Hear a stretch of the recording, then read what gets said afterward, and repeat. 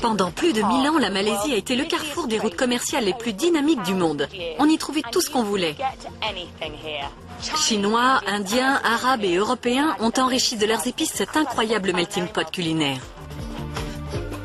Mêlées à ses habitudes alimentaires exotiques, ces influences étrangères ont donné une cuisine parmi les plus variées au monde. Bienvenue dans le paradis malaisien des amoureux de la gastronomie.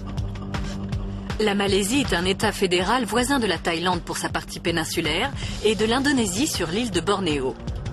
Après une chasse en forêt tropicale, je goûterai un curry de poisson à Terengganu, les saveurs portugaises de l'antique Melaka et le thé de Cameron Highlands.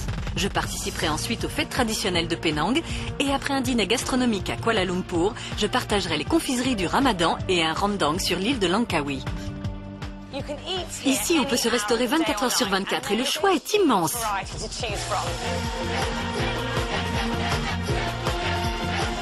Un petit déjeuner typique? Par exemple, un roti canai indien, des dim sum chinois ou les très épicés mee rebus malaisiens. À moins que vous ne préfériez les traditionnels nasi lemak, ou bien un flan typiquement portugais que vous accompagnerez d'une simple tasse de thé sucré. Je commence mon périple gastronomique par l'état de Kelantan, où l'on trouve encore des descendants des premiers Malaisiens, dont le mode de vie n'a pratiquement pas évolué depuis 10 000 ans. Ces tribus indigènes de la jungle malaisienne représentent moins de 0,5% de la population. Si on les encourage à se regrouper en village, beaucoup préfèrent continuer de vivre dans leurs huttes de bambou.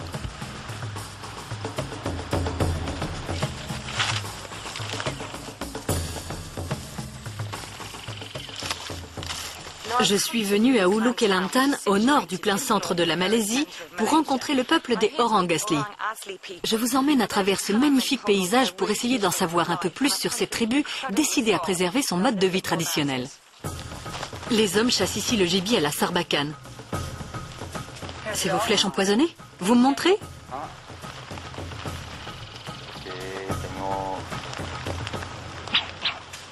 Ça va trop vite, j'ai rien vu. Ou faute de succès au collet. Le père et le grand-père sont en train de m'expliquer le principe de ces drôles de pièges artisanaux. Si je comprends bien, l'animal passe à travers. Mais il faut que ce soit un gros animal, non? Oui, gros, comme ça, mort. Quel genre d'animal?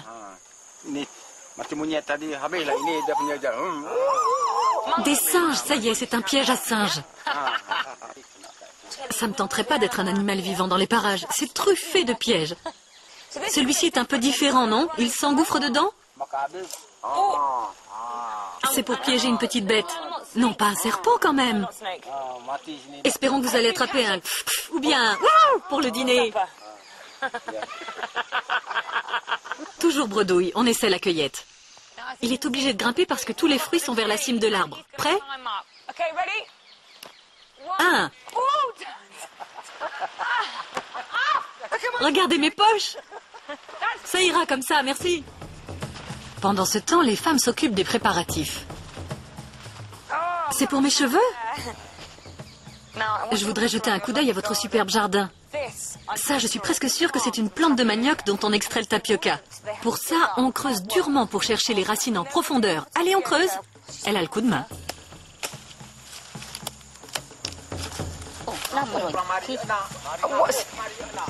C'est ce que j'appelle une grosse légume.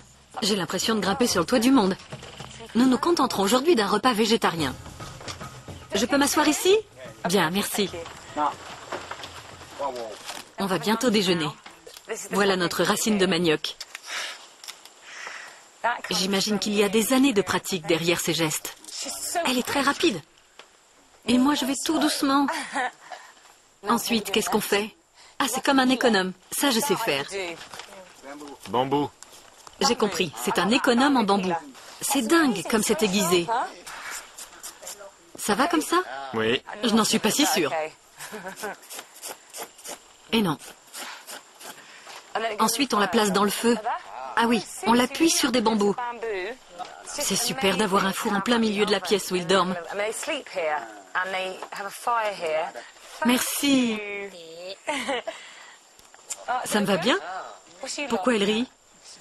J'ai entendu un petit gloussement. Ça, je me demande ce que c'est. Ça cuit à l'intérieur du bambou. Regardez la vapeur qui sort. Je vous parie qu'ils cuisent un tas de choses différentes dans ce tronc. Du poisson, du riz, de la viande, tout. Je peux?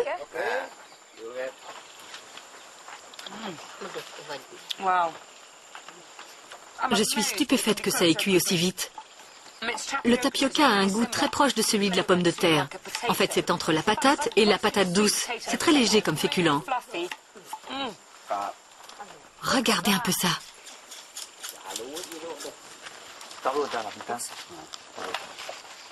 Ces deux-là en même temps.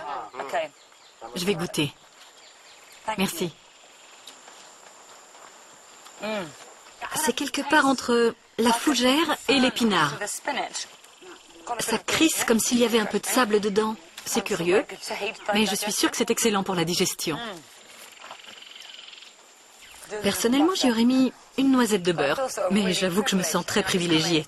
Je débarque comme ça chez des gens qui ne m'ont jamais vue auparavant et ils m'invitent à partager ces plats simples qu'ils ont préparés à partir d'aliments cueillis pratiquement à portée de main. Pour moi, c'est une expérience tout à fait unique et enthousiasmante. Merci à vous.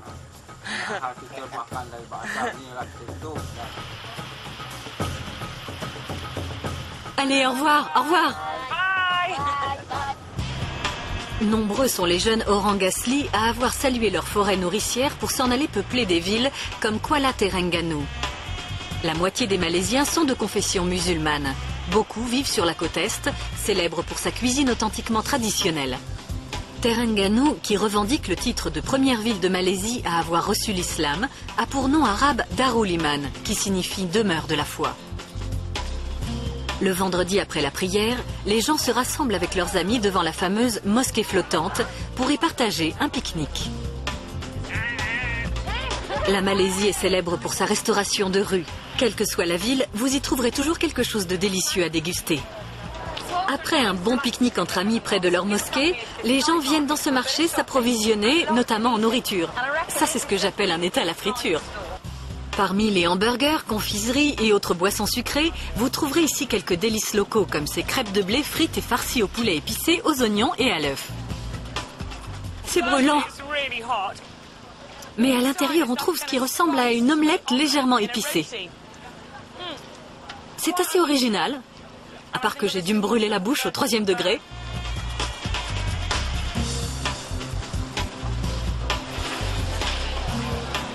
Nous sommes ici au marché central de Terengganu, qui propose un choix impressionnant d'ingrédients typiquement malaisiens.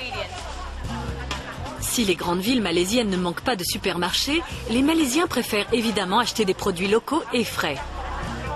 On trouve partout des marchés comme celui-ci. Je n'ai jamais vu autant d'ingrédients exotiques que je ne connaissais pas.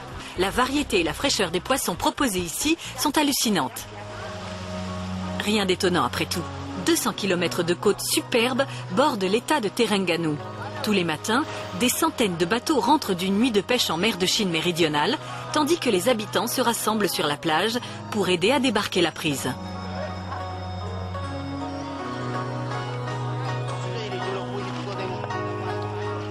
Après que les poissonniers de la région se soient rués sur les grosses pièces, on trie le fretin destiné à la consommation locale et à la préparation de casse-croûtes vendues dans la rue.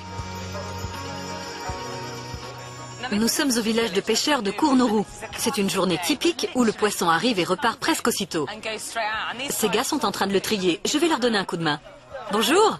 Alors qu'est-ce qu'on fait? On trie les petits poissons des gros, c'est ça? Les gros ici? Et les petits là, hein? Oui? D'accord. C'est parti. Ici?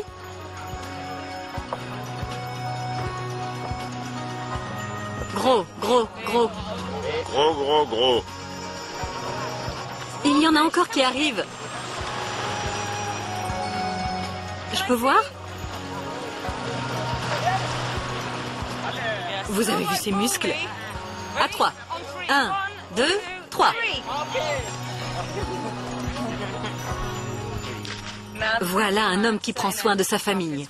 Pendant que les petits poissons que vous avez vus partent pour le marché, cette belle pièce va à la maison. Sacré morceau. Bonjour. Regardez ce que j'ai acheté. Non, je plaisante, il l'a attrapé.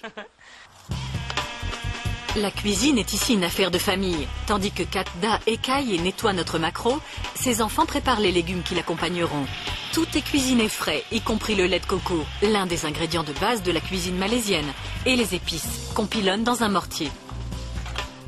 Katda nous prépare un authentique curry jaune malaisien. Elle commence par verser dans du lait de coco bouillant de la racine de curcuma broyée, du gingembre et des échalotes.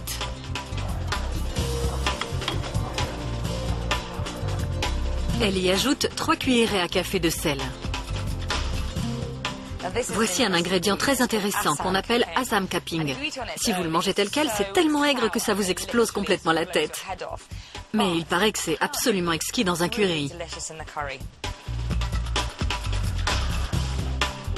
Après quoi, Katda verse 4 cuillerées à café de sucre et 1 cuillerée d'agenonoto, un assaisonnement à base de tapioca épicé.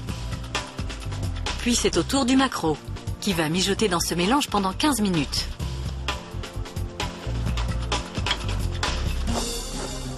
Elle ajoute enfin quantité de lamelles de piment rouge. Ça fait pas mal de piment, ça va être fort. Regardez, pendant que ça bout, le mélange réduit un peu et prend une belle consistance crémeuse. C'est prêt? Je sens que sa famille va se régaler.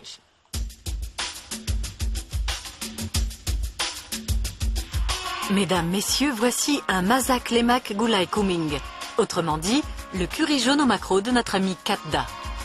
Tandis que nous préparions notre curry de poisson, l'une des filles cuisinait un sauté de haricots et piments appelé goreng kacang. Papa s'est placé dans la cour pour surveiller le barbecue. On doit se laver les mains avant chaque repas. Dans la plus pure tradition musulmane, on ne mange qu'avec sa main droite. J'aime beaucoup le fait qu'on ne se serve pas soi-même, mais qu'on vous tende les plats comme pour vous offrir de partager une expérience. On sent que tout le monde a faim parce que personne ne parle. C'est bon ?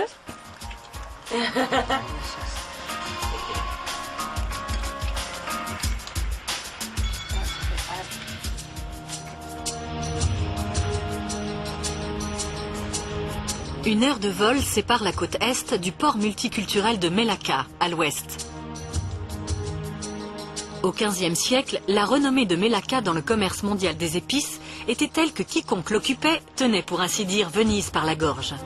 C'est ainsi que 600 ans durant, Chinois, Portugais et Hollandais prendront successivement le contrôle de ce haut lieu stratégique et laisseront leur empreinte culturelle, notamment sur les façades et dans l'ornement raffiné des immeubles de la vieille ville.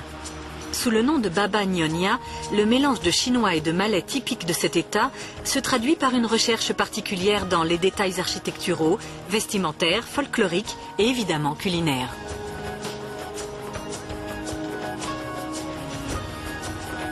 Florence Tan, experte internationale dans l'art culinaire Nyonya, a bien voulu m'initier à quelques-uns de ses secrets.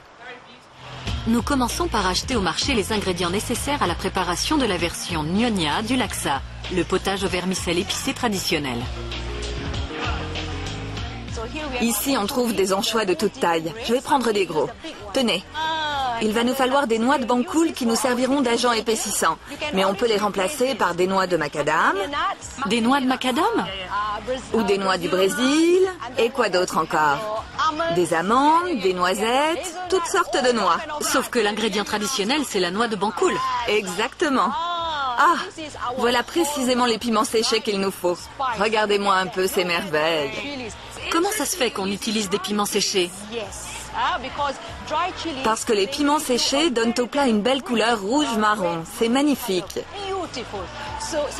On peut y mélanger quelques piments frais pour arriver à une couleur, comment dire, une couleur optimale. Une couleur et un goût parfait. Exactement. Bien, ensuite des échalotes, de l'ail et du curcuma qui est de la même famille que le gingembre. Du curcuma frais, magnifique. Vous avez vu comme ça va bien avec ma jupe? Oui. Bien, 70 centimes? Ça m'a l'air très raisonnable comme prix, c'est pas cher. Il nous faut des crevettes, non? Plein de crevettes. Regardez la taille de celle-là. C'est vrai qu'elles sont énormes. À combien le kilo? 3,59 € le kilo. Et puis quoi encore? On ne la lui fait pas, c'est trop cher.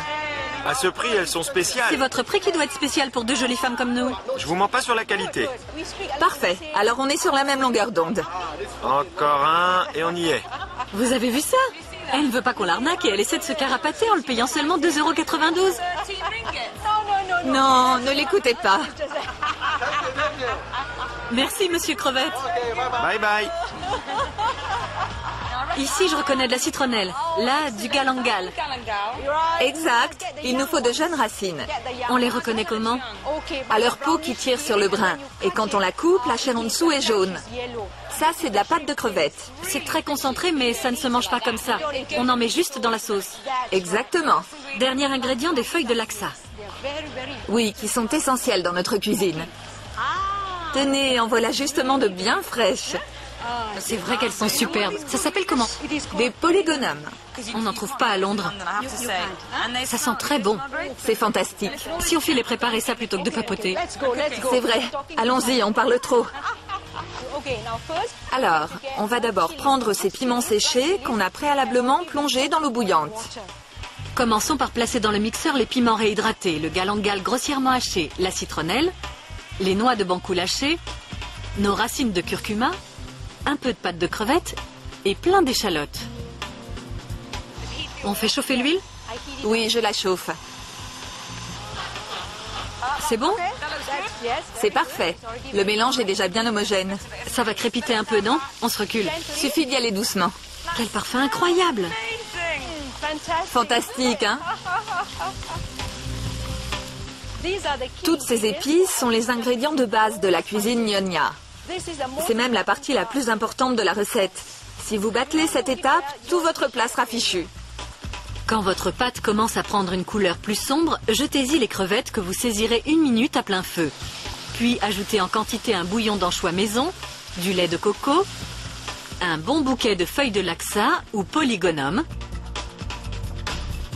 un bouillon cube aux anchois que vous prendrez le soin d'émietter, sel et poivre à volonté, ainsi que 3 cuillerées à soupe et demie de sucre. Et Dieu sait s'ils aiment le sucre dans ce pays. La couleur de l'huile qui remonte à la surface est géniale. Ajoutez boulettes de poisson coupées en deux et tranches de tofu. Vous utilisez toujours pas mal d'ingrédients. C'est vrai. D'ailleurs, on mange ça comme si on partait à la chasse au trésor. Tiens, une boulette de poisson. Ah, j'ai trouvé du tofu, une crevette. C'est ça. Alors, vous amenez à ébullition et moi, je rajoute quoi?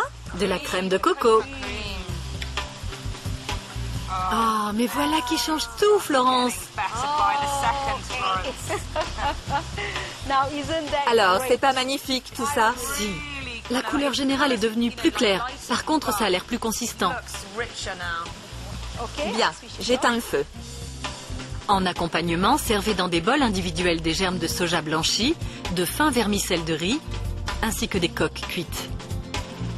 Remuez un bon coup avant. Remuez. Avec ma louche? Pour faire remonter les crevettes qui sont au fond. Et comment? J'en veux des crevettes. Mais je voudrais aussi de ce bouillon qui m'a l'air génial. C'est vrai. Si on n'y avait mis que du lait de coco, ça n'aurait pas été aussi crémeux. Et pour la touche finale, un peu de piment rouge râpé, quelques feuilles de laksa et de fines lamelles de concombre. Vous êtes aussi impatiente que moi. Ça manque peut-être de sel. Oh. Florence, c'est réellement l'un des plats les plus exquis que j'ai jamais dégusté. Je vous le dis du fond du cœur. Oh, merci.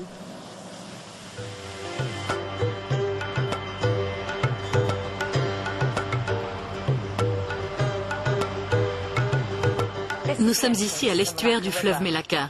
Difficile de s'imaginer que cette simple embouchure de fleuve est peut-être à l'origine d'un comptoir d'échanges commerciaux parmi les plus importants qui ait existé.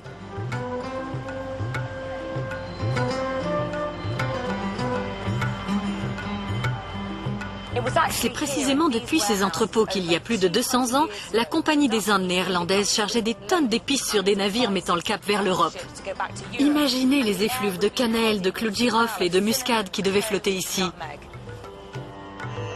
Bien que ces docks historiques soient aujourd'hui dans un piètre état, mon ami Bernard reste optimiste pour leur avenir. Nous avons tout un programme de réhabilitation de ces bâtiments. On va transformer ça en hôtel économique, en galerie d'art, en cafétéria, en restaurant. Tout sera prêt en 2009. Il faut vraiment savoir qu'on est à Melaka pour se dire qu'on est en Malaisie.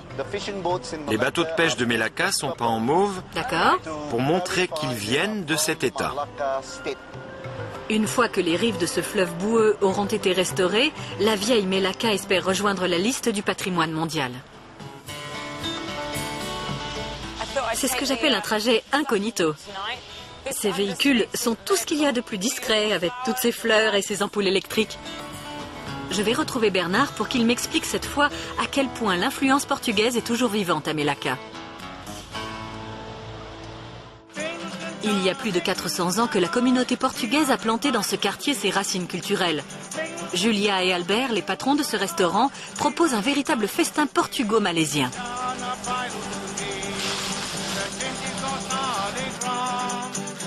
Crabe de sambal cuit à la vapeur et frit. Kangkong vert sauté dans du blanchan, une pâte de crevettes épicée.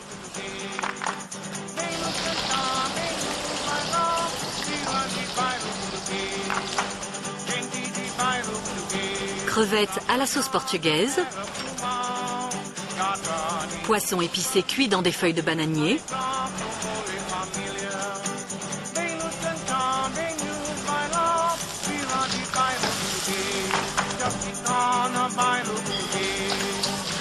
Et un grand classique, le curry du diable. Autant de spécialités alliant des saveurs authentiquement portugaises aux traditions culinaires des anciennes colonies d'Afrique, de Goa ou de Melaka. Du riz, bien sûr. Mon Dieu, regardez ce crabe.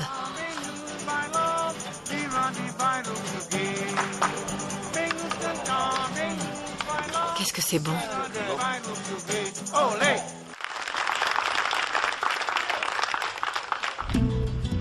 Si Portugais et Hollandais ont dominé Melaka, les Britanniques se seront enfoncés davantage dans les terres. Je fais route vers les montagnes du Cameron Highlands, d'où lieu de villégiature estivale des colons britanniques et berceau sacré de la plus grande passion des Anglais.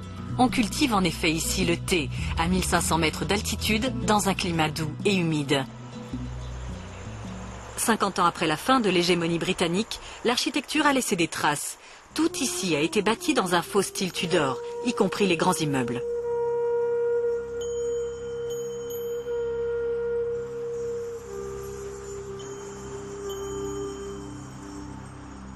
Les plantations de Boti sont les plus anciennes et les plus vastes du sud-est asiatique. Les récoltes de cette région produisent 70% du thé provenant de Malaisie, soit environ 5,5 millions de tasses par jour. Je cueille seulement les pousses vertes. Autant dire que j'en ai pour un moment. Regardez tout ce qui m'attend. Et mon panier est immense. Elle va à une vitesse. Ça doit faire 30 ans qu'elle fait ça. Moi, j'ai commencé ce matin. C'est bon? Ok, je les presse et... Zut, j'ai du mal viser. Je dois dire que le paysage est splendide et que c'est d'un calme. J'aurais mieux fait de me taire.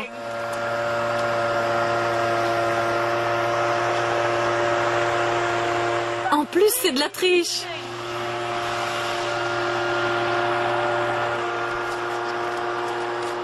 On était au calme et voilà que la haute technologie s'en mêle.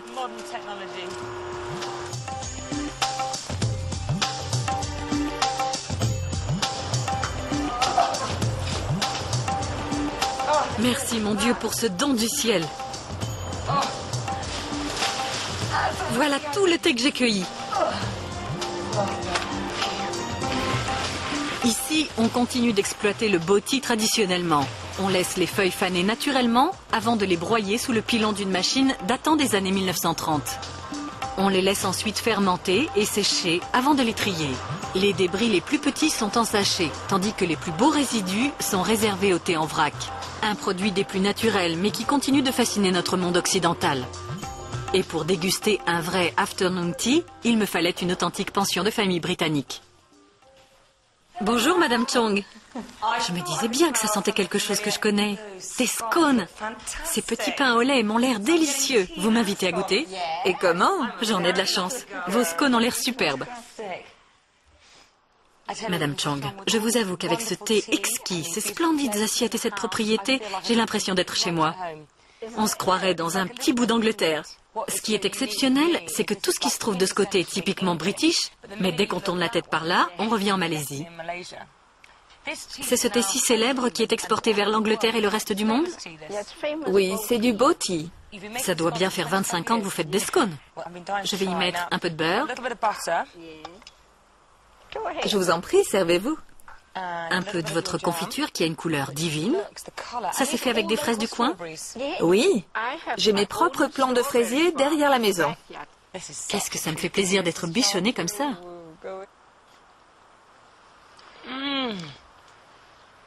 Oh, Madame Chong, vos scones sont si légers. Ils me rappellent ceux de ma grand-mère. Si elle m'entendait dire ça, je passerais un sale quart d'heure. Un régal.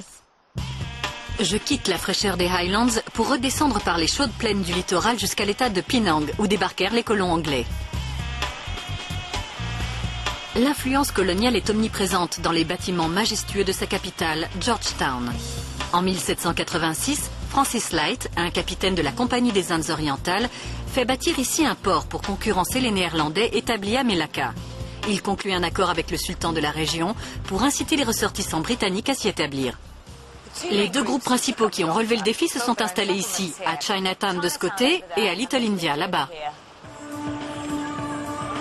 Little India est une communauté grouillante d'activités. J'y ai rendez-vous avec un journaliste, Himanshu Bhatt, pour en savoir un peu plus et participer aux fêtes hindoues de Dussehra. Himanshu? Mérilis. Enchanté. Moi aussi. Je trouve qu'il y a ici les parfums de l'Inde et les bruits de Bombay. Il faut que vous goûtiez ça. C'est quoi? Du thé au gingembre. Très volontiers. Parlez-moi de ce thé. C'est un thé au gingembre râpé. Du gingembre râpé, c'est original. Il a une saveur très piquante. Pourquoi il fait ça? Pour le refroidir. Et en même temps pour doser correctement le goût. Ça ira, merci. Merci, c'est génial de vous regarder faire. Hé, mon thé. Oui, c'est pour elle. Il repartait avec.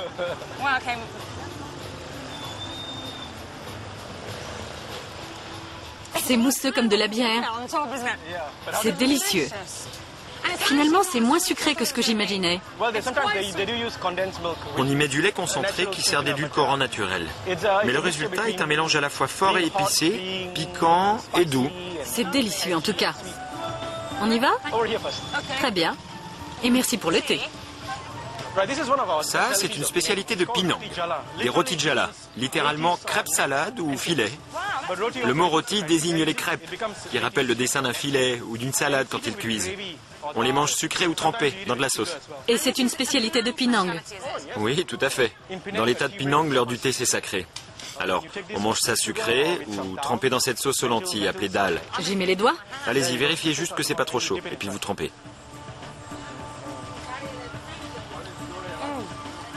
C'est savoureux. C'est à la fois léger et croustillant. C'est vrai. Le quartier de Little India s'est bâti avec le commerce des épices. Ces échoppes existent depuis des générations. Ici, c'est Mira Sahib, où ma famille achète depuis 30 ou 40 ans. Il y en a quelques-unes que je reconnais, comme l'anis étoilé, le poivre, le clou de girofle. À l'origine, elles arrivaient toutes des Indes? Surtout des îles Molakan, du Sri Lanka et de l'État indien du Kerala. Ce magasin est extraordinaire. Si je ferme les yeux, toutes ces effluves me ramènent directement en Inde. Les hindous sont les premiers Indiens à avoir peuplé Penang. S'ils sont aujourd'hui minoritaires comparés aux musulmans, pour rien au monde, Little India ne manquerait de participer aux festivités de Dussehra. Aujourd'hui, on fête le dernier jour du Navratri, qui est marqué dans la mythologie indienne par le fait que la divinité Rama tue le démon Ravana. Pour célébrer ce jour, on prie et ensuite on mange.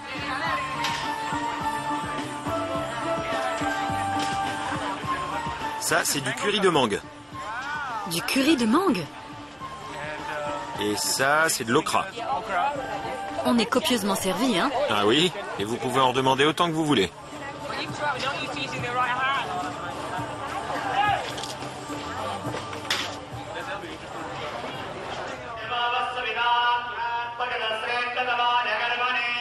Même sans être né hindou, tout le monde ici est le bienvenu pour participer aux célébrations.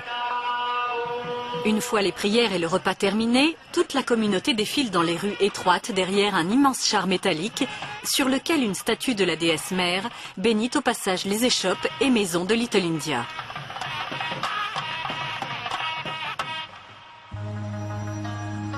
Le lendemain, un pouce-pouce m'emmène à Chinatown, qui, comme Melaka, aimerait se voir inscrit sur la liste du patrimoine mondial pour son architecture remarquable.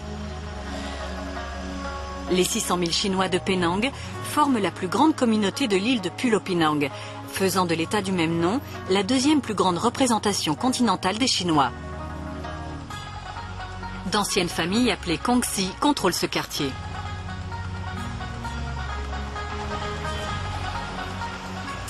Ces embarcadères ont été construits par des pêcheurs et des ouvriers des chantiers navals. Pour y vivre, il faut être issu de la famille propriétaire. Là-bas se trouve celle des Lin, ici des Chu, et là-bas celle des Tan. Et la quatrième tout au fond, elle est pour tous les autres. Penang est connue comme l'île des cérémonies. Je pars assister à celle des 9 dieux empereurs qui débute le 9e jour du 9e mois lunaire.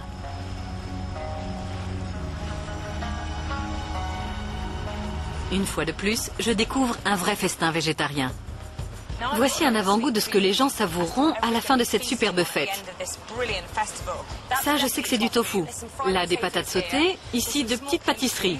Là, de magnifiques gâteaux. Et regardez ces petits bols de riz et de nouilles. Il y a aussi des champignons déshydratés qui attendent qu'on les arrose d'eau chaude. Tout le monde peut venir manger ici. C'est-il pas génial ? Et tandis que le soir tombe, les familles font la queue pour goûter à cet incroyable étalage de mets. J'essaie de trouver la cuisine. Je crois que c'est par là. Salut Julien, je suis Mary-Lise, la chef anglaise. Enchantée. Il y a une de ces ambiances ici. Viens par ici si tu ne veux pas tomber dans la marmite. Je viens de voir vos plats fantastiques que les gens dégustent dehors. C'est ici qu'on les prépare, n'est-ce pas? Oui, c'est les volontaires qui sont là. Ce sont tous des passionnés de cette fête qui sont venus donner un coup de main. On les sent très affairés. J'ai vu la file impressionnante. Vous cuisinez pour combien de personnes par jour? 3000 personnes. 3000 par jour? Ça, on en fait à peu près 8 marmites par jour. 8 marmites? Et le riz? 250 kilos par jour. Par jour?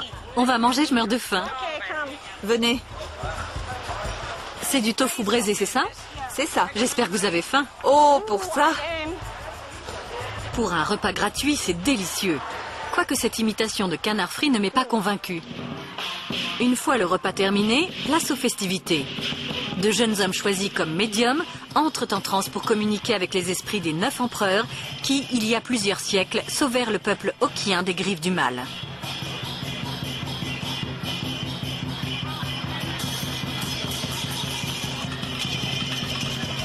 10 000 personnes assistent à la cérémonie. Conduits par la danse du dragon, d'immenses chars s'apprêtent à ramener à la mer les esprits des empereurs. Après une procession de 8 km, on transporte sur la plage la maquette géante d'un vaisseau de bois chargé d'offrandes qu'on embrase alors pour envoyer aux cieux les esprits jusqu'à l'année prochaine.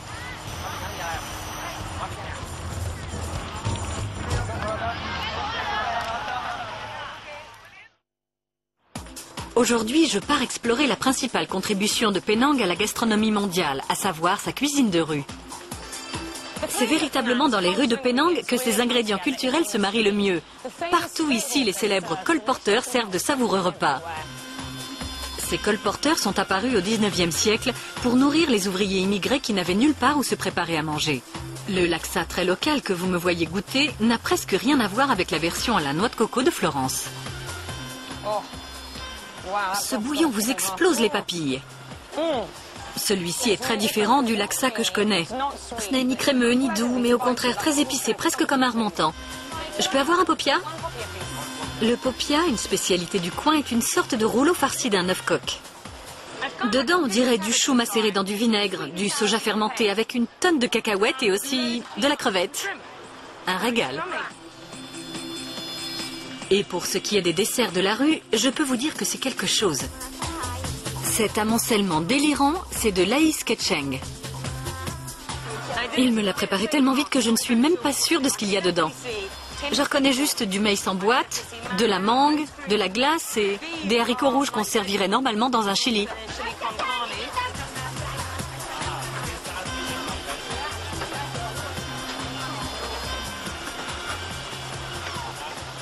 Je crois que je vais m'éloigner comme si de rien n'était.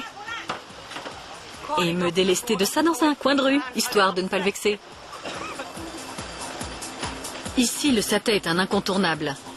Ce sont des brochettes de poulet, de bœuf, de crevettes ou d'agneau, cuites au feu de bois, marinées dans du curcuma et trempées dans une sauce épicée aux cacahuètes. C'est délicieux. C'est cuisiné sur place. Et pour moi, il n'y a rien de tel que de manger dans le pays d'origine, ce qui est presque une spécialité nationale. C'est génial. Je suis avec Monsieur Tan pour préparer un char kway chow, qui est un plat typique de ces colporteurs. Dans ce wok très chaud, on met quelques crevettes, de l'ail, des germes de soja, des vermicelles de riz et bien sûr de la sauce soja. Vous avez vu cette dextérité? Ça permet au wok de rester bien brûlant en activant les braises en dessous.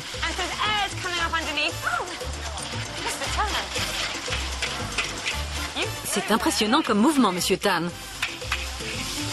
Parce que je dois vous dire aussi que c'est un plat très énergétique. Vous voyez qu'il y met pas mal de piment. C'est un vrai brasier.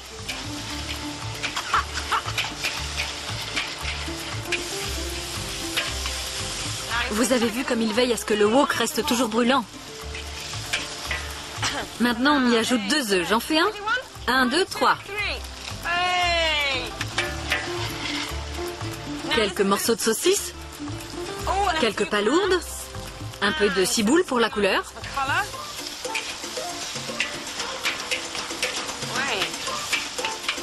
Il a quelque chose d'un danseur, notre Monsieur Tan, vous ne trouvez pas? Je peux essayer? Je ne tourne pas du bon côté. Oh là, c'est beaucoup plus dur que ce que je pensais.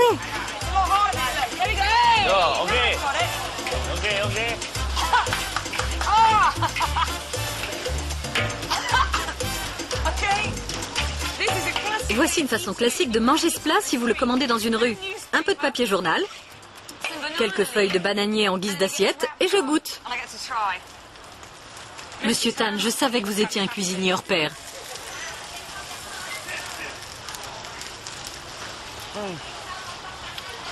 Oh, je trouve que Monsieur Tan mérite une salve d'applaudissements. Merci. La seule différence entre vous et moi, c'est mon déhanchement. 2 heures de route séparent les échoppes des colporteurs de la haute gastronomie malaisienne. Me voici parti pour Kuala Lumpur, capitale scintillante de la Malaisie.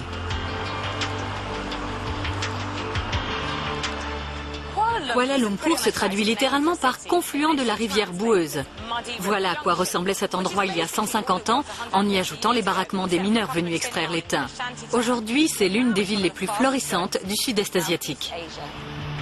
KL, comme on la surnomme, pousse à une allure folle.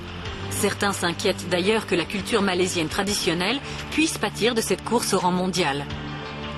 Mais la cuisine traditionnelle malaisienne résiste dans des restaurants de luxe menés par de brillants chefs comme Zul. Chef Zul? Oui? Ça va? Je suis Mary-Lise. Bonjour, ça va? On m'a dit que vous prépariez une cuisine parmi les meilleures de Malaisie. Pourquoi avez-vous choisi de perpétuer la cuisine malaisienne traditionnelle? Parce que je suis malaisien. Alors je vous regarde faire. D'accord. Avec Zul, on est à la croisée de la jungle urbaine et de la forêt tropicale. Ce chef combine une formation toute française aux recettes qu'il tient de sa mère et aux ingrédients découverts au début de mon itinéraire.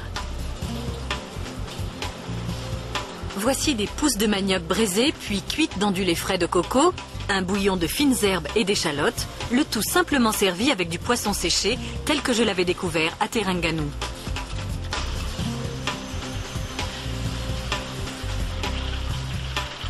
Et voici son classique du genre, l'ayam sambal petai. Le poulet mariné est d'abord frit. Puis il prépare à part un sambal épicé avant d'y ajouter le poulet ainsi que des noix de bétel cuites à la vapeur.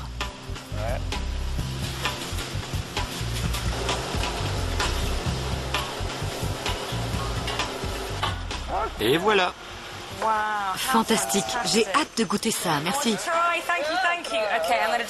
Prenez un peu de sama blachai et vous mélangez. Ah, je mélange. Oui, mais juste un peu, hein. C'est très fort. J'aime quand c'est relevé.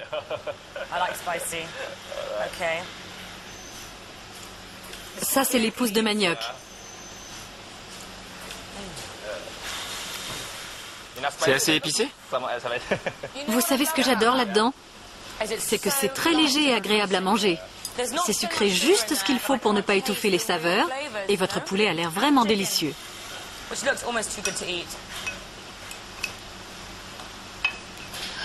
Je sens qu'avec ces noix de Bethel, mon foie va me remercier.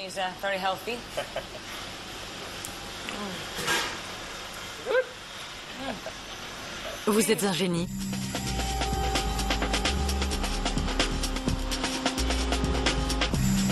Cette ville ne dort jamais.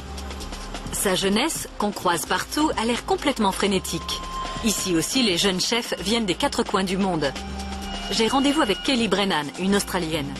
Kelly est une protégée du chef malaisien Cheong Liu. Tandis qu'il travaille en Australie, Kelly œuvre ici dans son restaurant.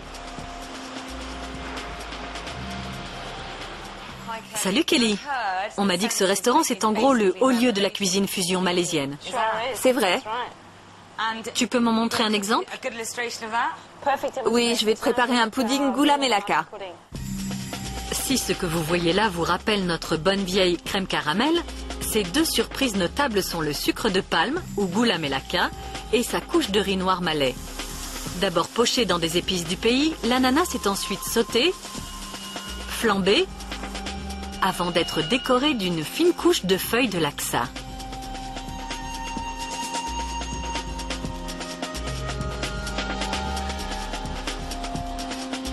Et pour la touche finale, une onctueuse cuillerée de sorbet à la noix de coco.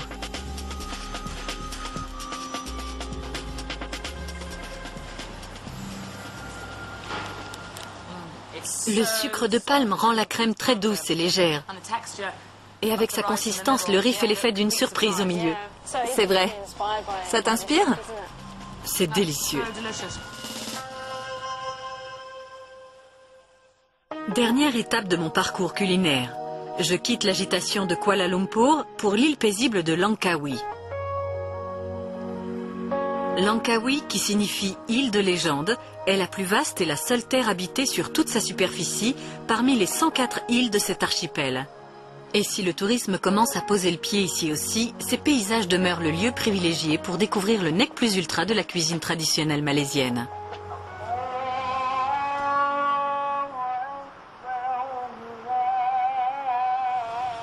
Pendant mon périple culinaire en Malaisie, j'aurais vu la moitié du pays jeûner. Nous sommes en effet en plein ramadan. Du lever au coucher du soleil, pas question pour les musulmans d'avaler quoi que ce soit, pas même une gorgée d'eau. L'idée étant de concentrer son esprit sur les nécessités des pauvres et de le purifier en lui faisant oublier les tentations matérielles. Mais une fois le soleil couché, place à la fête.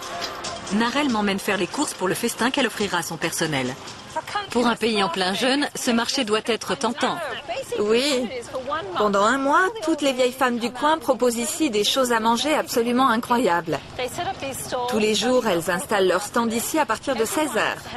Elles déballent plein de produits merveilleux que les gens qui n'ont rien avalé de la journée choisissent et achètent pour leur seul repas du soir. Pour se remonter à la fin d'une journée de jeûne, on prend une boisson sucrée. Tout ça, c'est des boissons? Oui, et c'est avec ça qu'ils rompent le jeûne. Qu'est-ce que c'est que ce truc? Ça, c'est génial. Il y a des graines de basilic, de la gelée d'orgeat. Un mélange de tout ce qu'on a vu avant. C'est ça. Le durian, c'est connu dans le monde entier pour son odeur épouvantable. Goûtez. Oui, c'est vrai que ça refoule. C'est exactement comme de l'avocat, mais en beaucoup plus gras.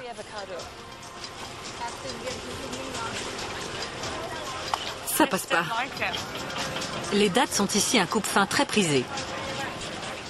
J'adore tellement ça qu'il faut que je me calme. Pour moi, c'est comme du chocolat. Vous pensez que ça me fera passer le goût du durian?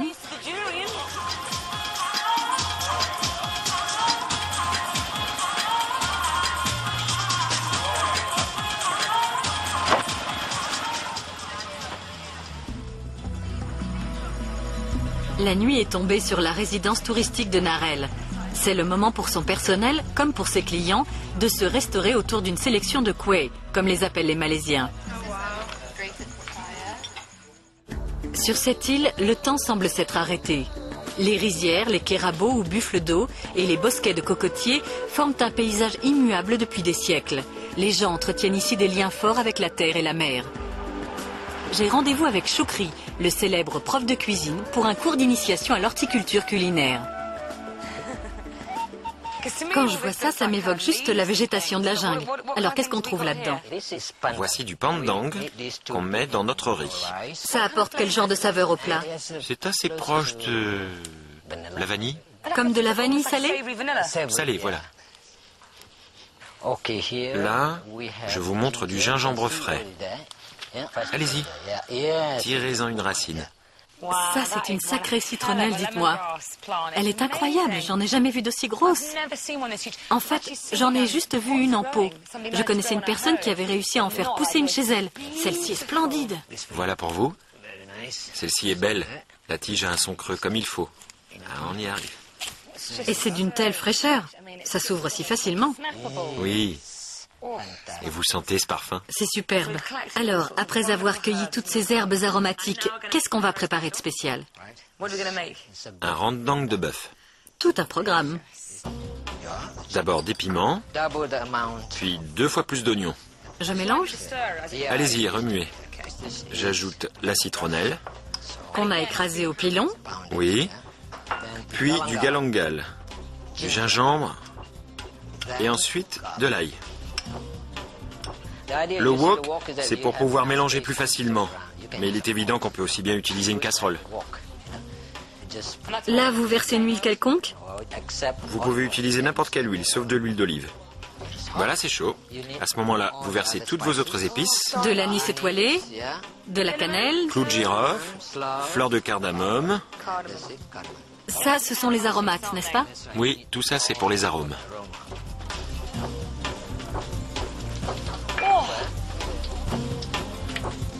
Je verse ça? Oui, parfait. Très bien, comme ça. Parfait. Et maintenant, on va enfin pouvoir faire cuire notre bœuf. J'imagine qu'on ne doit pas faire revenir trop longtemps les épices, n'est-ce pas? Non, il faut que ça mijote tranquillement. Voilà.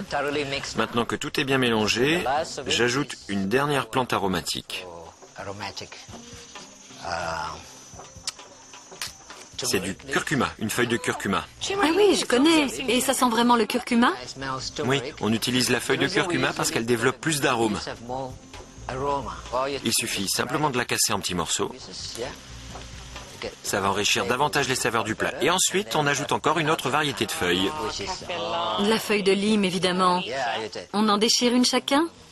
C'est divin, tous ces parfums. Je rajoute ensuite le lait de coco, du jus de tamarinier et bien sûr une pincée de sel et une pincée de poivre noir. Sans oublier de la chair de noix de coco pilonnée, appelée ici kérisette. C'est censé être assez épais au final, non? Oui, ça a effectivement une consistance assez épaisse.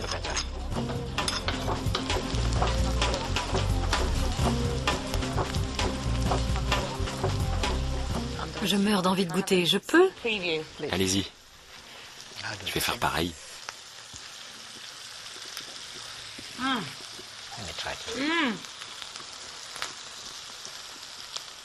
La viande est fondante. C'est incroyable comme toutes les épices et aromates se sont mariées en une espèce de saveur profonde. Et la viande vous fond sous le palais. C'est fabuleux. Faudra que j'organise une soirée avec ça.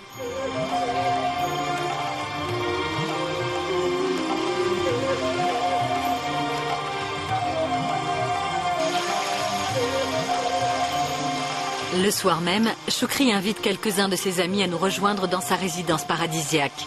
Au menu de ce festin, rendang, poisson au four, riz aromatique, citrouille épicée et par-dessus tout, l'incomparable sens de l'hospitalité et la chaleur des Malaisiens. Je garderai un souvenir fabuleux de ce périple culinaire en Malaisie. Ce pays est de toute beauté. Les gens y sont accueillants, ouverts et gentils. Et cette façon qu'ils ont d'assimiler leurs différences culturelles, tout en veillant sur leur propre héritage, s'illustre brillamment dans leur cuisine.